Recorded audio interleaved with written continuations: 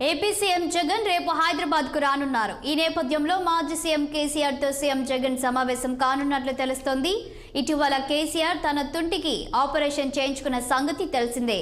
ప్రస్తుతం హైదరాబాద్ లోని తన ఇంట్లో కేసీఆర్ రెస్ట్ తీసుకుంటున్నారు. ఈ సందర్భంగా కేసీఆర్ ను సీఎం జగన్ పరామర్శించనున్నట్లు సమాచారం.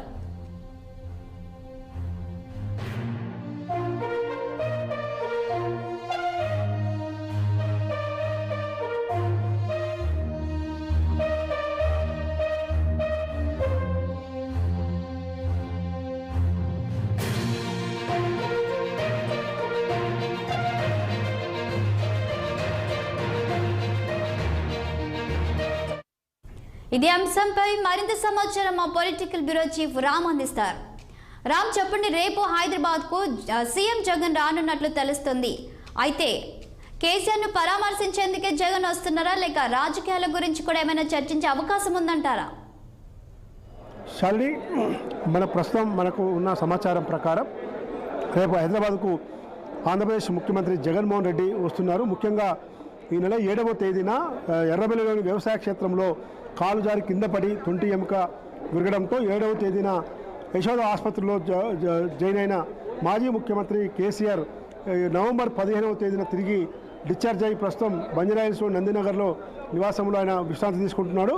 అయితే విశ్రాంతి తీసుకున్న సమయంలోనే జగన్మోహన్ రెడ్డి రేపు వచ్చి ఆయన పరామర్శిస్తారని చెప్పి తెలుస్తూ ఉంది. ఉదయం 11:30-12 గంటలకు హైదరాబాద్కు వస్తున్న జగన్మోహన్ రెడ్డి మధ్యాహ్నం లంచ్ టైంలోనే కేసీఆర్తో కలిసి లంచ్ కూడా చేస్తారని చెప్పి తెలుస్తూ ఉంది. లంచ్ టైంలోనే అటు ఏపీ రాజకీయ విషయాలు కానీ, దేశవ్యాప్తంగా రాజకీయ విషయాలు కానీ, తెలంగాణ జరుగుతున్న రాజకీయ పరిణామాలపై కూడా జగన్మోహన్ రెడ్డి కేసీఆర్లు కలిసి చర్చించే అవకాశం కూడా ఉంది.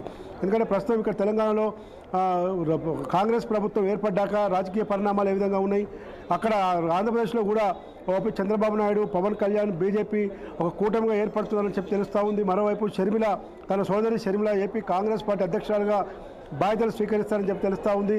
ఈ పరిణామాలపై కూడా చర్చించినప్పటికీ మాజీ ముఖ్యమంత్రి కేసీఆర్ గతంలో ఆసుపత్రి ఉన్న సమయంలోనే ముఖ్యమంత్రి రేవంత్ రెడ్డితో పాటు మంత్రులు, ఇతర పార్టీల నేతలు కూడా అందరూ కూడా వరుసగా అతన్ని పరామర్శించారు.